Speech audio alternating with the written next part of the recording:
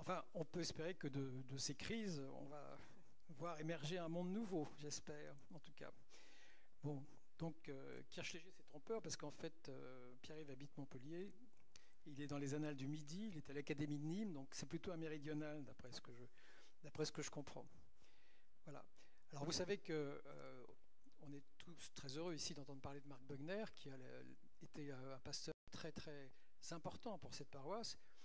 Vous vous souvenez qu'à la mort du pasteur Stapfer au début du siècle dernier, il y a eu une crise très importante à l'église de l'Annonciation qui a abouti à une division de l'église et au fait qu'il y avait deux églises de Passy qui se bouffaient le nez avec deux tendances complètement différentes. Au point qu'à un moment donné, les anciens ont fini, après la guerre de 14-18, par appeler Marc Bogner pour essayer de mettre tout le monde d'accord, ce qu'il a réussi à faire.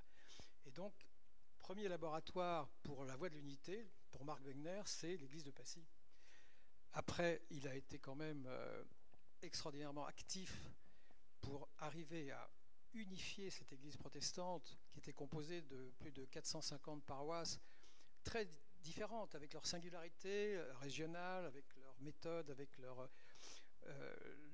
conception. Donc c'est certainement quelque chose qui était très, très compliqué et très difficile à faire. Voilà. Et cette Église réformée de France, cette institution, elle a vécu, elle est issue de la Première Guerre mondiale, elle a connu la Deuxième Guerre mondiale tout de suite avec la barbarie nazie, donc des remises en question fondamentales. Elle a connu la croissance économique avec aussi ses injustices et ses bonheurs et ses difficultés et sans doute toutes ces constructions qu'on a vues dans la région parisienne de temples nouveaux, etc. Donc des changements très très importants. Elle a connu l'émergence du rôle des femmes aussi, à la fois dans l'Église et à côté de l'Église. Donc c'est une histoire extrêmement riche. C'est une histoire extrêmement riche. Voilà. Donc je vais vous laisser la parole. Et j'aurais voulu en fait vous glisser la parole et vous demander, au fond, pourquoi est-ce que Marc Bogner pensait que c'était nécessaire de faire cette unité de l'Église protestante et au fond, pourquoi est-ce qu'il a travaillé, il a voulu réaliser cette unité depuis longtemps d'ailleurs. C'est abouti en 1938, mais ça a commencé bien avant. Voilà, je vous laisse la parole et je vous remercie. Alors vous allez faire un duo, hein, je crois, c'est ça. Donc le théologien, la théologienne parle avec l'historien.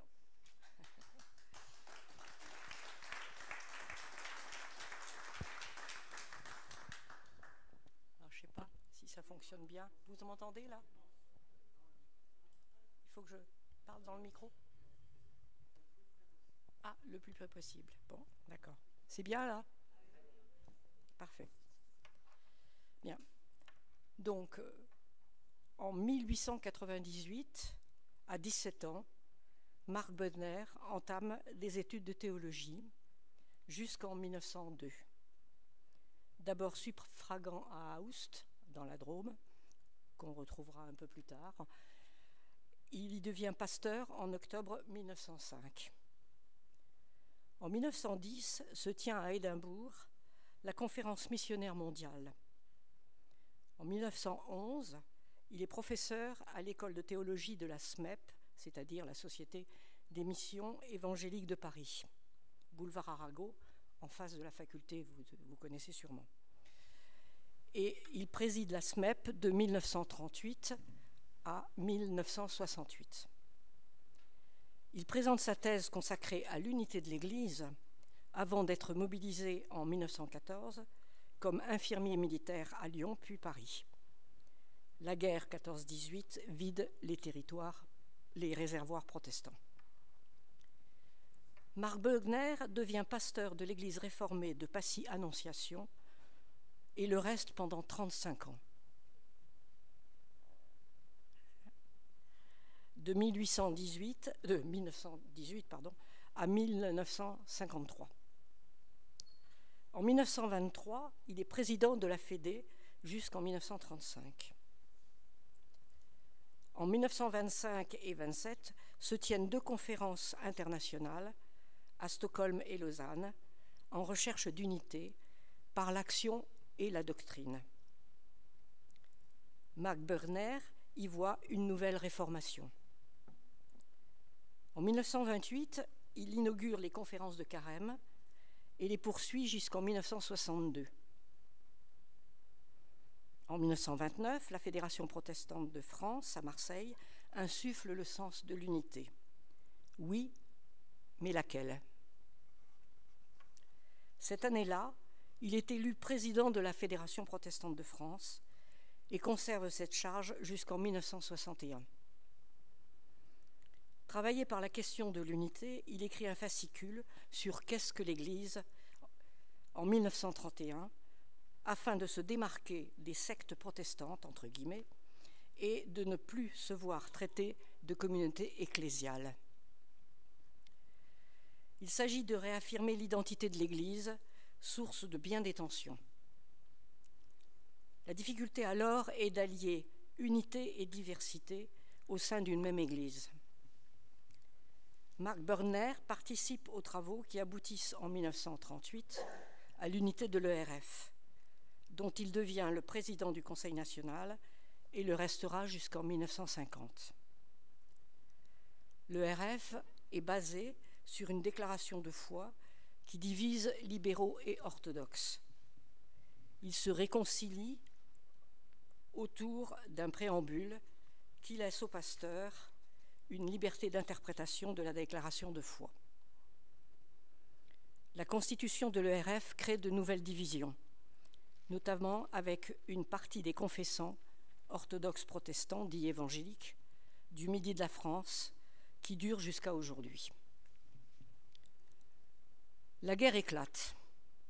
Bürgner, je passe assez vite, Bürgner s'installe à Nîmes, non loin de Vichy, pour pratiquer une politique de présence auprès du gouvernement, jusqu'aux lois raciales qui l'amènent à protester. Il suit de près la CIMAD, qu'il préside de 1944 à 1968. Il facilite le passage des Juifs vers la Suisse, à ce moment-là, ce qui lui vaudra d'être déclaré juste parmi les nations en 1988. Vient le temps de la reconstruction après la coupure en deux de l'ERF avec la ligne de démarcation. L'Église doit parler au monde moderne. Cette orientation est encouragée par le Conseil œcuménique des Églises. La théologie de Karl Barth influence la jeune génération des pasteurs et la période de la libération vit un renouveau biblique. En 1945, au Synode national, est exposée la stratégie de l'ERF, destinée à lutter contre l'affaiblissement démographique du protestantisme et la diminution du nombre des pasteurs, en développant des campagnes d'évangélisation et en créant une commission générale d'évangélisation, CGE, qui a pris d'autres noms après. En 1955, le pasteur Billy Graham réveille les débats qui seront récurrents tout au long de l'histoire de l'ERF. L'ERF connaît une évolution de ses structures, de la sociologie de ses membres et des théologies marqueurs d'identité générationnelle. La restauration de l'unité réformée en 1938 relance le régime synodal dans un chaotique apprentissage jusque dans les années 60. En 1950, Marc Bürgner souligne que les uns estiment que l'Église souffre d'un manque d'autorité, tandis que les autres se plaignent d'une centralisation et d'un autoritarisme excessif quant à l'affectation des pasteurs notamment. Le système presbytérien synodal est un lieu de tension autour des sujets débattus, ministère, baptême, liturgie, etc., et des questions d'actualité, désordre international, christianisme et marxisme, christianisme et nationalisme, etc. Les décisions restent lettres mortes. Durant la guerre d'Algérie, il condamne sévèrement l'usage de la torture à 4 reprises de 1955 à 1960. Bürgner est aussi un pionnier de l'œcuménisme. Il participe à de nombreuses rencontres internationales. 1934, 1937, notamment à celles d'Oxford et d'Édimbourg. Le RF entend s'inscrire dans la communion de l'Église universelle. Le pasteur Bugner préside le comité administratif du Conseil œcuménique des Églises en formation de 1938 à 1948. Il devient un des vice-présidents du comité provisoire du Conseil œcuménique des Églises à l'Assemblée d'Amsterdam et le reste de 1948 à 1954. Il donne de nombreuses conférences sur le sujet en France et à l'étranger. Grâce au COE, le RF est aussi engagé dans des débats politiques, exemple l'apartheid. Du côté de l'œcuménisme protestant avec la Fédération protestante de France, sous l'impulsion de Marc Bugner, en 1950, se crée une commission théologique pour la recherche de l'unité entre réformés et luthériens, 1950, qui aboutit à un échec. La marche vers l'unité reprendra 20 ans plus tard. En 1959, le RF est membre actif de la Conférence des Églises européennes, la KEC, K-E-K, dans le contexte de la guerre froide. La KEC rassemble 115 églises protestantes, anglicanes, orthodoxes et vieilles catholiques. D'autres organismes se constituent entre les églises protestantes, à l'époque, de l'Europe latine. En 1961, Bugner quitte la présidence de la Fédération protestante de France après plus de 30 ans de règne. Puis vient le temps des relations intenses avec le catholicisme. Notons toutefois qu'en 1950, Pie XII décrète le dogme de l'Assomption, façon d'abord de s'opposer à l'œcuménisme. Mais en 1959, Jean XXIII décide de convoquer un concile destiné à créer un adjournament. C'est complexe en raison de la personnalité très importante de Bugner, de son rayonnement, de sa longévité également. Et donc on s'est dit que ces deux approches finalement pouvaient permettre de mieux comprendre le pasteur Bugner, son action, et en particulier son action à la lumière de cette histoire de l'Église réformée que nous avons écrite, et donc comprendre aussi l'action du pasteur Bugner à la lumière des évolutions de l'Église réformée. Et donc je pense qu'il est intéressant de mettre en valeur du coup certains traits qui permettent de mieux comprendre la pensée, l'action de Bugner, et je vous propose d'en retenir 4 qui me semblent particulièrement utiles. Premier point, Marc Bugner est ce que l'on appelait au début du XXe siècle un jarnaquais, c'est-à-dire un partisan de l'union de Jarnac. Alors quelque chose bien sûr complètement oublié aujourd'hui. L'union de Jarnac, c'est une union d'églises qui a joué un rôle majeur dans la réunification du protestantisme. Alors vous l'avez compris à travers la présentation d'Anne, notre histoire de l'Église réformée annonce sur sa couverture 1938-2013, puisque c'est officiellement en 1938 qu'est fondée l'Église réformée de France, sa nouvelle version. Mais pour comprendre cet événement, notre livre s'intéresse à la période antérieure, parce que 1938, c'est une véritable révolution dans le paysage ecclésial protestant. C'est la réunification du protestantisme français. La réunification, on pourrait dire, de la plus grande partie du protestantisme français. Un protestantisme qui s'était fracturé de manière très profonde après le synode national de 1872. Un épisode d'autant plus curieux qu'il s'agit du seul synode national réuni au XIXe siècle. Mais c'est le synode de trop, on pourrait dire, puisque protestants se divisent entre évangéliques et libéraux, même si officiellement ils restent à l'intérieur de la même église parce qu'ils sont dans le cadre concordataire défini depuis Napoléon Bonaparte. Du coup, après 1870, après 1872, on pourrait dire qu'administrativement, l'Église reste bien une. Mais en fait, c'est une Église à deux corps et deux têtes, une sorte d'Église siamoise, composée d'un corps libéral et d'un corps évangélique. Et cette situation perdure chacun s'organise en fait de manière officieuse, donc on réunit des synodes officieux, on a donc une organisation officieuse à l'intérieur de l'Église concordataire officielle. Et cette situation perdure jusqu'à la loi de 1905, la loi de séparation des églises et de l'État, bien connue. Et ces changements institutionnels obligent les protestants à se poser la question de l'avenir de leur église. C'est-à-dire, doivent-ils maintenir le statu quo d'une église où l'on cohabite à deux tendances sans se parler, ou faut-il au contraire clarifier la situation et constituer deux unions différentes, deux églises réformées? Alors, les deux camps défendent bien sûr leurs principes, leurs valeurs, chacun se dit prêt à faire des concessions, mais en fait les tensions augmentent. Et finalement, toutes les tentatives faites pour réunir une assemblée générale commune échouent, si bien qu'en 1906, c'est là des conséquences de la loi de 1905, en 1906, en fait, sont constituées deux unions d'églises.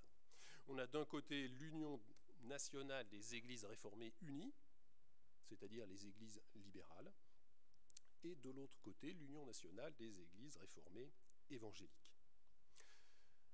Mais comme les protestants ne savent pas faire les choses simplement, en fait, la séparation des églises et de l'État ne donne pas naissance à deux unions d'églises, mais à trois. Pourquoi? Parce que les choses ont évolué depuis le synode de 1872. Et le monde protestant n'est plus bipolaire, réformé évangélique contre réformés libéraux. Le monde protestant est devenu tripolaire. C'est-à-dire qu'il y a un troisième courant issu de la tendance évangélique, mais qui se veut conciliateur, parce qu'il insiste davantage sur l'action diaconale, sur l'action missionnaire de l'Église, beaucoup plus que sur les querelles théologiques ou ecclésiastiques. Et donc est fondée en 1906 une troisième union d'églises, le rassemblement, on pourrait dire, des hors-partis, de ceux qui ne veulent être ni d'un camp ni de l'autre, et c'est justement cette union qui va se dénommer Union de Jarnac, l'union des églises réformées dites de Jarnac. Si bien qu'à la fin de l'année 1907, le temps que tout le monde s'organise et choisisse son camp, on a donc d'un côté l'Union évangélique, qui regroupe 410 églises, l'Union libérale, qui regroupe 121 églises, et puis la troisième union, l'Union de Jarnac, qui regroupe 156 églises, et qui ont d'ailleurs, ces églises ont d'ailleurs la possibilité d'appartenir à l'une ou l'autre, pour bien montrer que cette Union de Jarnac veut faire passerelle entre les deux autres églises.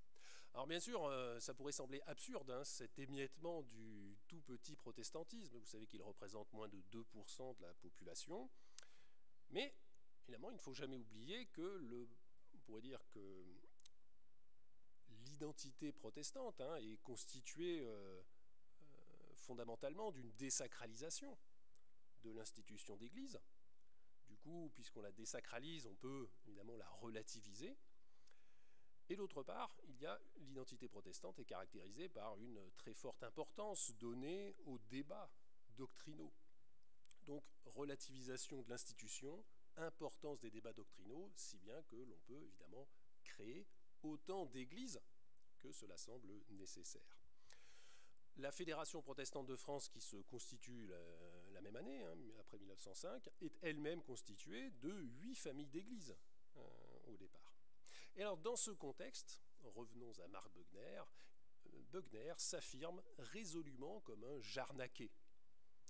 Il est de tendance évangélique, puisqu'il a soutenu sa thèse de baccalauréat en théologie sur les catéchismes de Calvin, mais il a été très influencé par son oncle, Tommy Fallow, en particulier la théologie de Tommy Fallow, une théologie de la solidarité, dans la mouvance du christianisme social. Et Tommy Fallow a cette expression qui est assez révélatrice pour comprendre quelles sont les implications concrètes de sa théologie. Il dit « Le Saint-Esprit réalise ici-bas la solidarité en préparant l'unité ». Et on va retrouver ce même souci de l'unité chez Beughner. En 1906, il écrit dans l'un de ses sermons, je vous le cite, « C'est si douloureux de penser qu'étant ouvrier de la plus grande œuvre qu'il y ait au monde, nous acceptions si facilement de nous ignorer les uns les autres et de demeurer séparés par d'artificielles barrières, alors que nous sommes faits pour aimer ensemble, prier ensemble, combattre et vaincre ensemble. » Donc on voit bien ici quelle est la stratégie ecclésiale choisie par Beughner, ne pas accepter les barrières artificielles. Et Beughner demande donc à son église, sa paroisse de la Drôme, son église d'Aoust, de ne pas rester en 1906 dans le statu quo. Il a l'espoir d'une reconstitution de l'unité des églises réformées telle qu'elle a existé jusqu'en 1872. Il pense que les clivages qui ont animé les luttes ecclésiastiques depuis 1872 sont dépassés. Et sa paroisse va donc suivre la position défendue par Beughner et elle va donc adhérer à cette union de Jarnac. C'est très important parce que c'est le premier pas vers une réconciliation des réformés. Comme l'union de Jarnac est située entre les deux autres, elle va d'abord se rapprocher de l'union libérale et en 1912 a lieu un premier regroupement. L'union libérale fusionne avec l'union de Jarnac sous le nom d'Union nationale des églises réformées. Ce qui montre bien que l'ère du temps a changé, que tout le monde a évolué, y compris les libéraux, et que le protestantisme entre dans une phase de rassemblement. Alors tout doucement, bien sûr, il y a après la Première Guerre mondiale qui va retarder les choses et qui va en même temps les précipiter ensuite avec la saignée, Anne en a parlé, la saignée démographique, la saignée financière aussi que représente la Première Guerre mondiale. Et c'est en 1933 que s'enclenche la seconde phase de rapprochement entre tous les protestants, avec trois personnalités qui vont jouer un rôle majeur dans ces négociations. Bien sûr, Marc Beughner, mais aussi le pasteur Élie Gounel, issu du christianisme social, et le pasteur André Numa-Bertrand.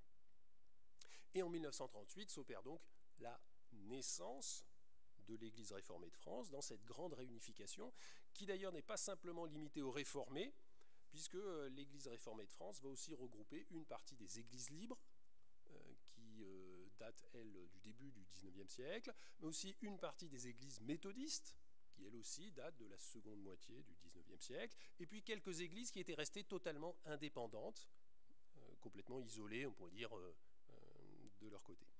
Et cette nouvelle église réformée porte à sa présidence le pasteur Beughner. On voit donc que l'intuition des Jarnaquais en 1906 était la bonne, même s'il a fallu 30 ans pour œuvrer pour cette grande réunification. Alors, un seul bémol, et Anne en a déjà parlé, dans cette grande réunification, une petite partie des églises ne se rallie pas.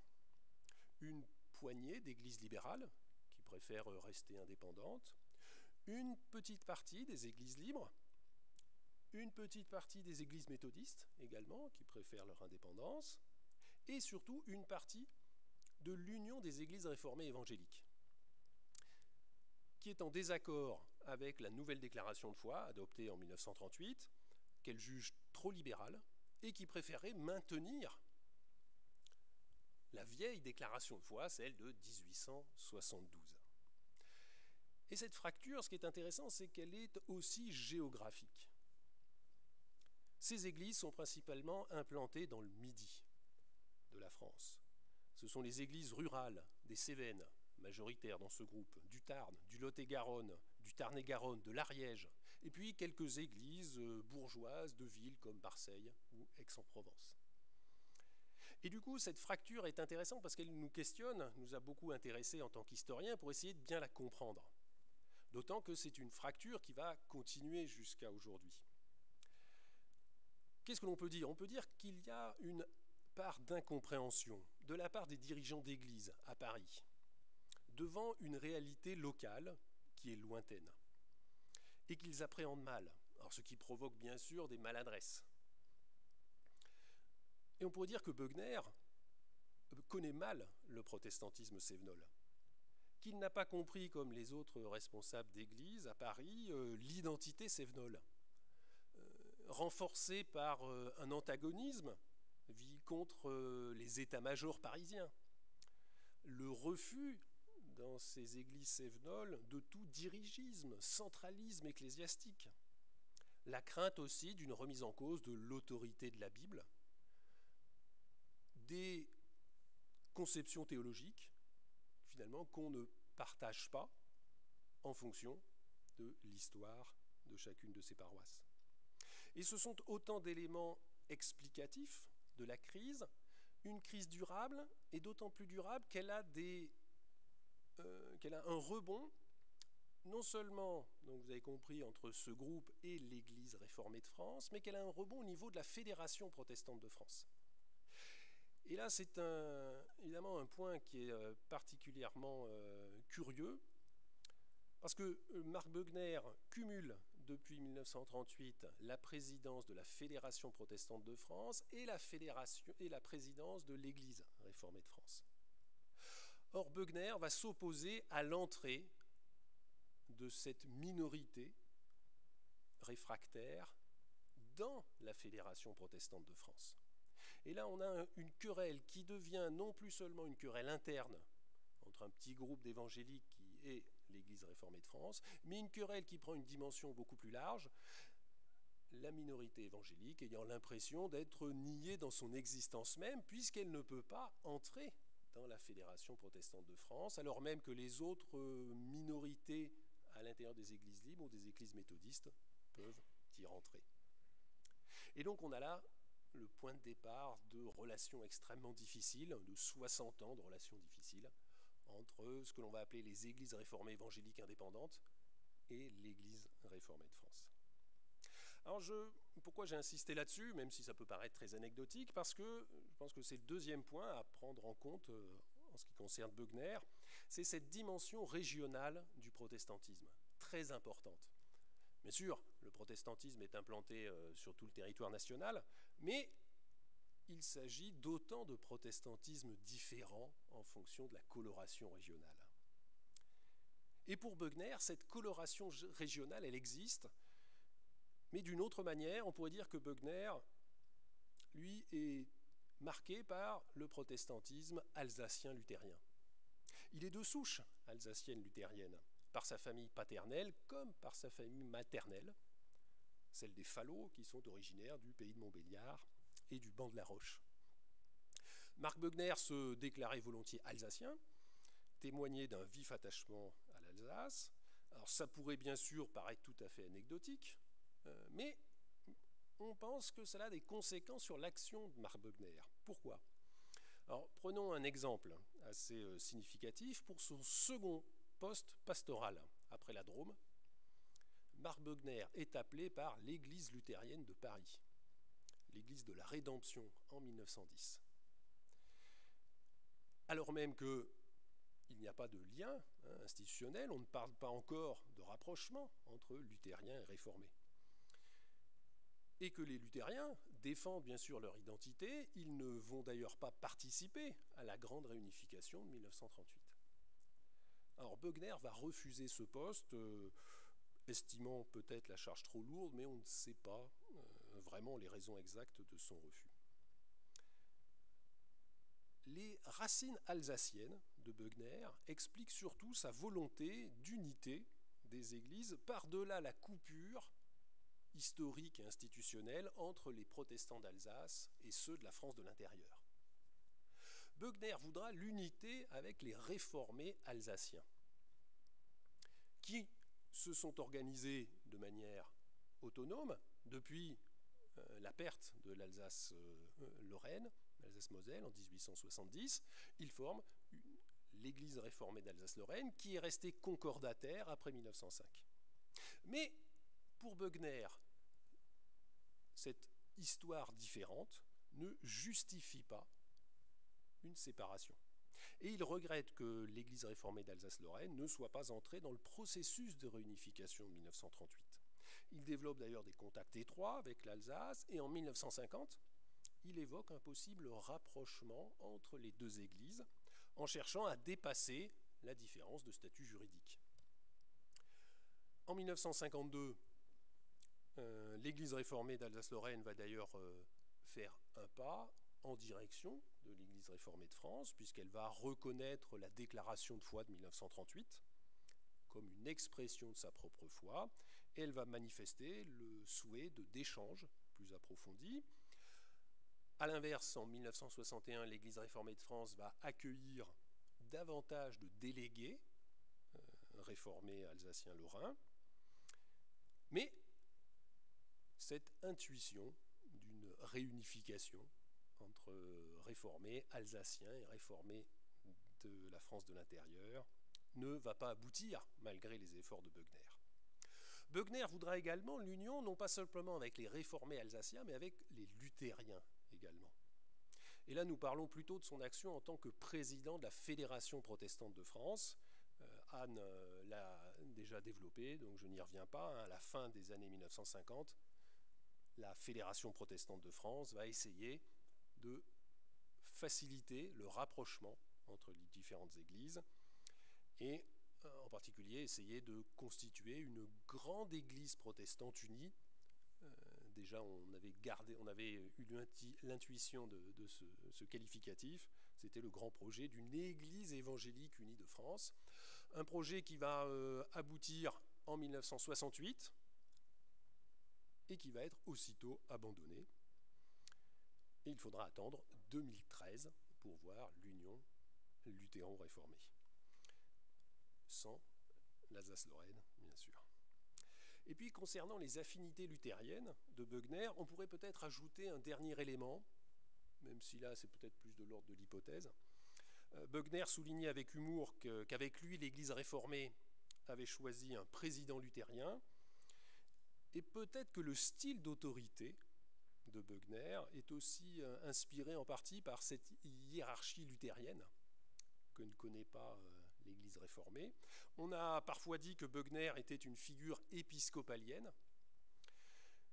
ce qui souvent d'ailleurs est une critique du côté réformé et pas forcément un qualificatif sympathique. Troisième point, pour caractériser l'action de Beughner, je pense qu'il faut s'intéresser un petit peu à sa pensée théologique. On peut rappeler que Beughner a connu une conversion, une sorte de révolution spirituelle à 17 ans, et c'est pour ça qu'il va s'engager donc vers des études de théologie. Beughner est alors un piétiste qui est très fortement influencé par son oncle, Tommy Fallow. Sa pensée est très fortement christocentrique et trinitaire, et il veut dépasser, on l'a déjà dit, le clivage évangéliques et libéraux. S'il dépasse ce clivage évangélique et libéraux, il y a par contre d'autres clivages qui apparaissent, et en particulier la pensée théologique du célèbre professeur suisse Karl Barth. Et par rapport à cette pensée barthienne qui arrive après la Première Guerre mondiale, on peut dire que Beughner est resté à côté de cette théologie barthienne. Beughner n'est pas un barthien. Ça peut paraître d'ailleurs assez étonnant parce que à la même époque, au moment plutôt où la théologie barthienne est introduite en France, elle est introduite par le pasteur Pierre Maury, qui travaille aux côtés de Beughner, ici dans cette paroisse de Passy, à partir de 1934. Donc Beughner n'ignore pas la pensée barthienne. Mais Beughner va se montrer très réservé par rapport au barthisme. Alors, il y a bien sûr d'abord une question de génération. Beughner a déjà sa pensée théologique structurée, il a ses propres influences, bien sûr. On peut aussi penser que le barthisme conteste ce qui fait une partie de la pensée théologique de Beughner, c'est-à-dire le christianisme social.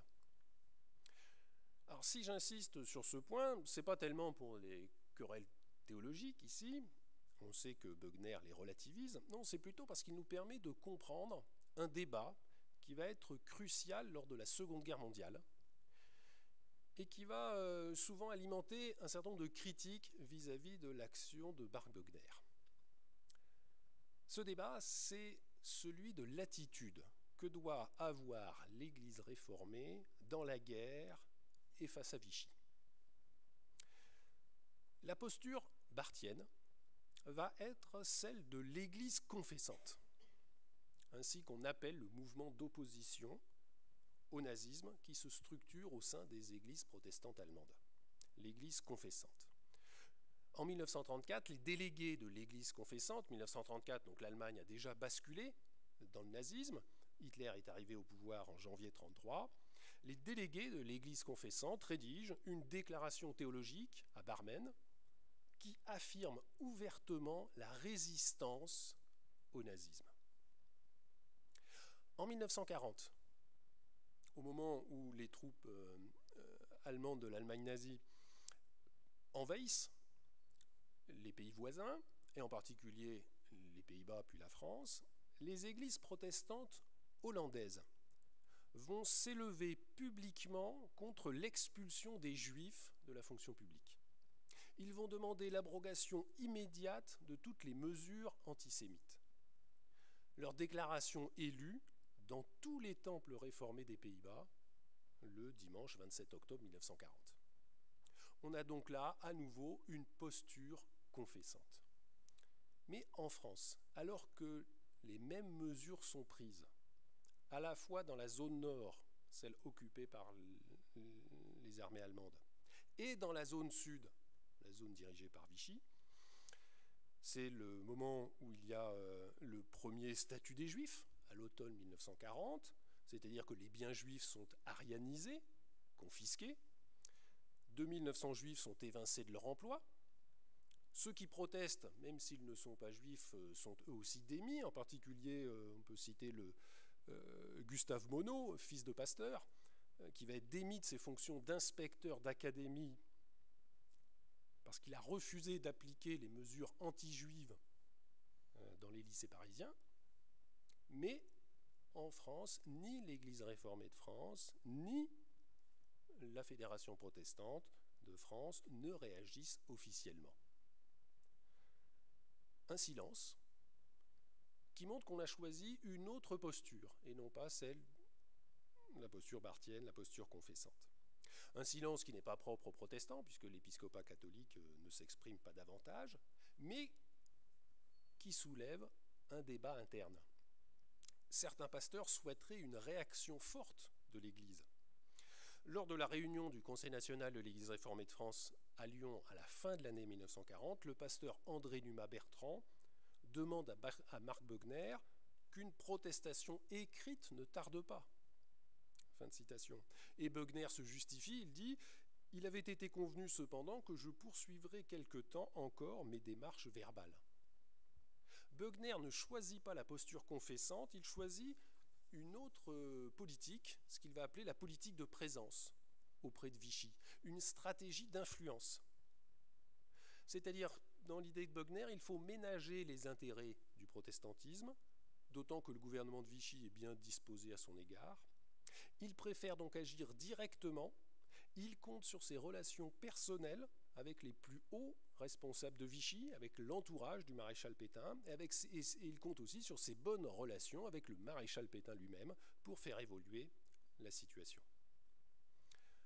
Ça veut dire que Bogner ne reste pas du tout passif. Le débat n'est pas là. Non, Bogner est très actif, il soutient activement l'action de la CIMAD dans les camps d'internement. Il se rend lui-même dans le camp de Gurs en avril 1941. On a dit il s'exprime en interne très clairement contre l'antisémitisme. Il va également favoriser, on l'a dit, les réseaux d'évasion. Non, le débat porte sur la protestation publique ou non. Lors de la création du Commissariat général aux questions juives en mars 1941, le Conseil national de l'Église réformée de France mandate Bogner pour écrire 2 lettres, l'une à l'amiral Darlan, l'autre au grand rabbin juif, Isaïe Schwartz, mais ces 2 lettres ne sont pas publiques. Si elles paraissent après dans la presse, c'est parce qu'elles ont fuité, mais ce n'est pas une volonté de Bogner. Non, le pasteur André Trocmé, justement à ce moment-là, proteste auprès de Bogner en lui demandant une prise de position publique de l'Église réformée en faveur de la protection des Juifs. Et voici ce que réplique Bogner: « Folie que tout cela, vous ne feriez qu'attirer sur l'Église réformée de France ce petit troupeau dont j'ai la garde, les foudres de l'Allemagne hitlérienne. Il faut songer avant tout à la survivance physique du protestantisme français. Cela, c'est mon affaire, faites-moi confiance. » Et donc on voit bien comment, dans cette période tragique et très difficile, 2 postures ici s'opposent. Celle de Bogner et sa présence sa stratégie d'influence, sa politique de présence auprès de Vichy, et puis une posture confessante, alors qui va être incarnée par les pasteurs et les théologiens qui vont se réunir à Pomerol, dans le sud de la France, et qui vont rédiger les thèses de Pomerol à l'image de ce qui a été fait en Allemagne, à l'image des thèses de Barmen. En mai 1942, on a dit que le pasteur Bögner, lui, s'était replié sur Nîmes, et celui qui incarne les autorités protestantes à Paris, c'est-à-dire à la fois l'Église réformée de France et la Fédération protestante de France, c'est le pasteur André Numa-Bertrand. Et en mai 1942, André Numa-Bertrand va lui aussi choisir cette posture confessante.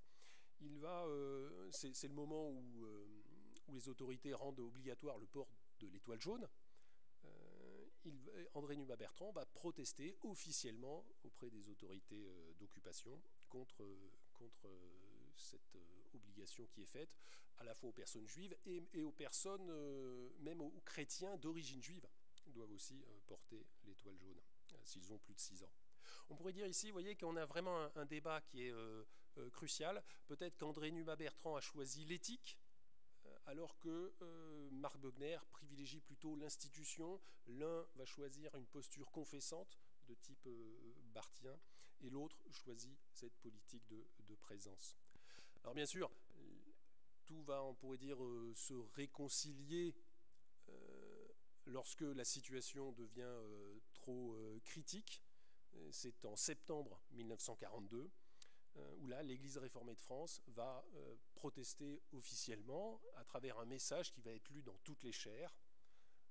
Ce sera le seul message officiel, septembre 1942, et le dernier, à partir de là, on ne peut plus protester, on va plutôt se consacrer au travail clandestin, à l'action clandestine et au sauvetage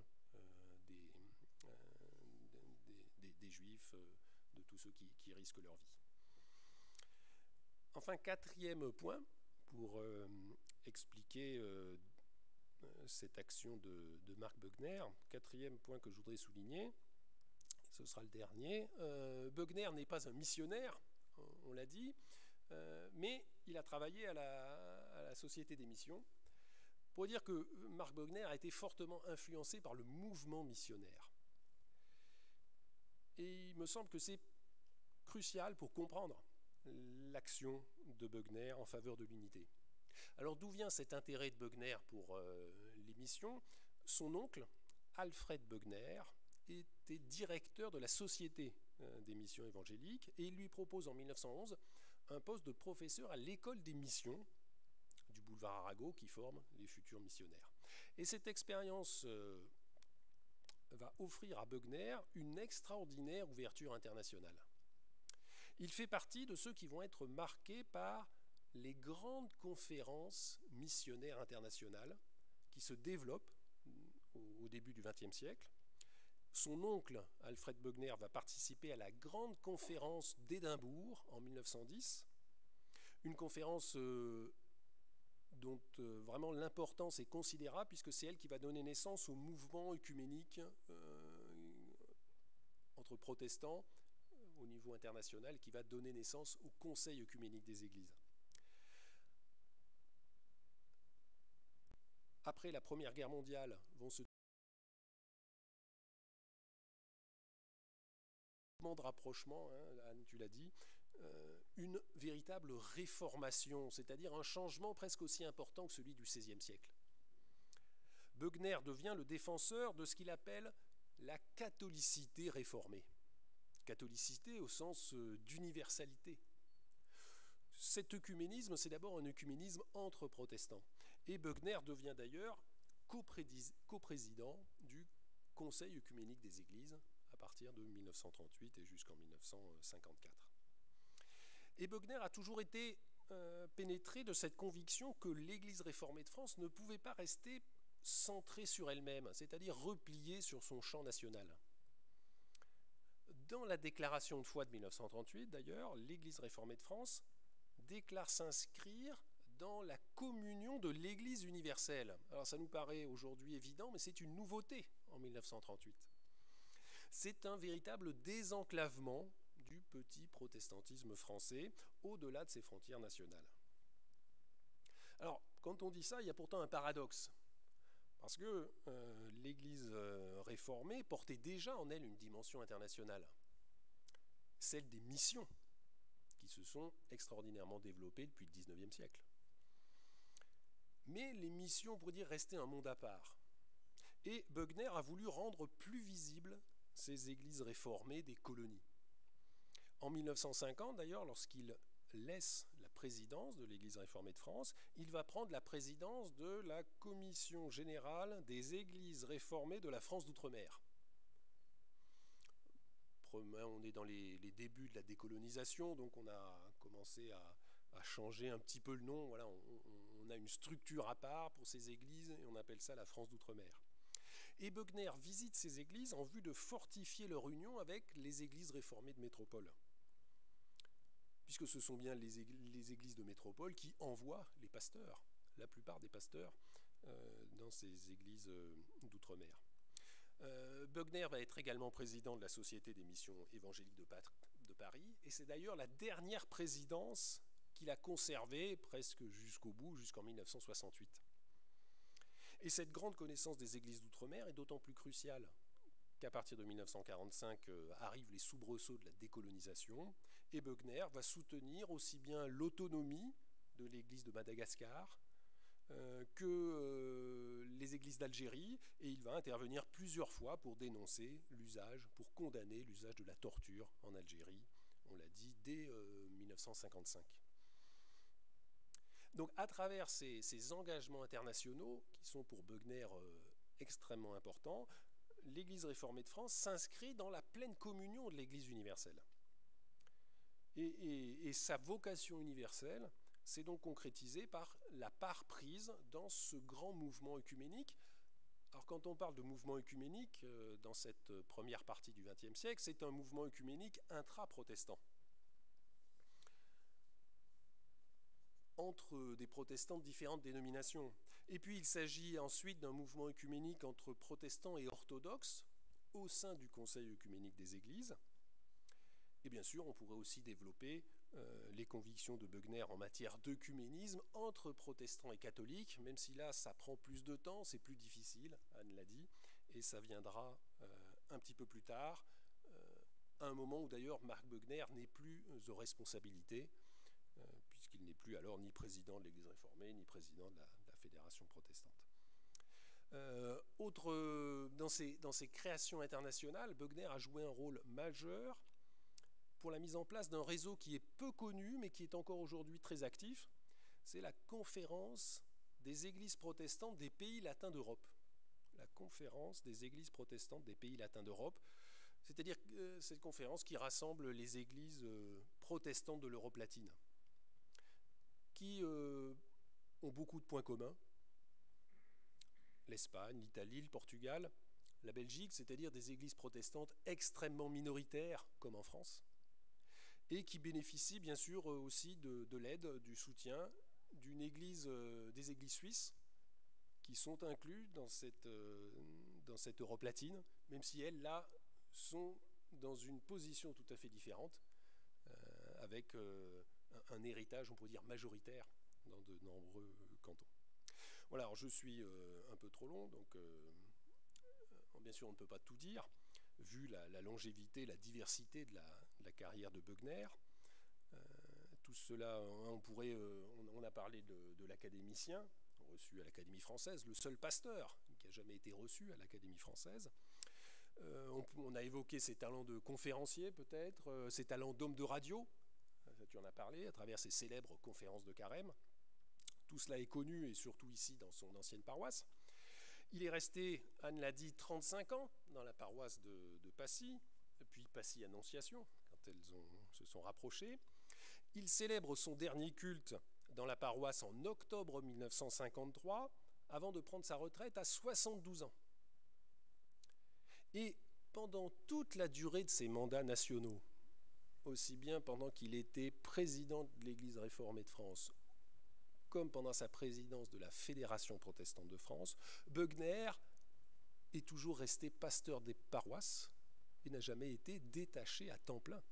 là aussi, à travers des détails qui sont, on pourrait dire, un peu anecdotiques, mais qui sont en fait révélateurs aussi de toute la distance qui nous sépare de ce modèle d'église où on pouvait rester 35 ans dans une même paroisse pour un pasteur, et ça semblait tout à fait banal. Le cas de Beughner n'est pas du tout original, on pouvait rester 40 ans, voire toute sa vie dans la même paroisse.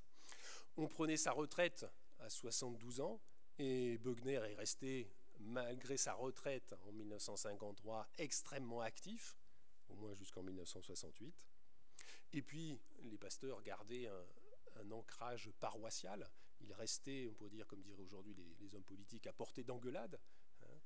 Donc un modèle d'église extrêmement intéressant, et je pense aussi qui explique aussi pourquoi Beughner finalement a pu incarner cette voie de l'unité aussi bien. Voilà, je vous remercie.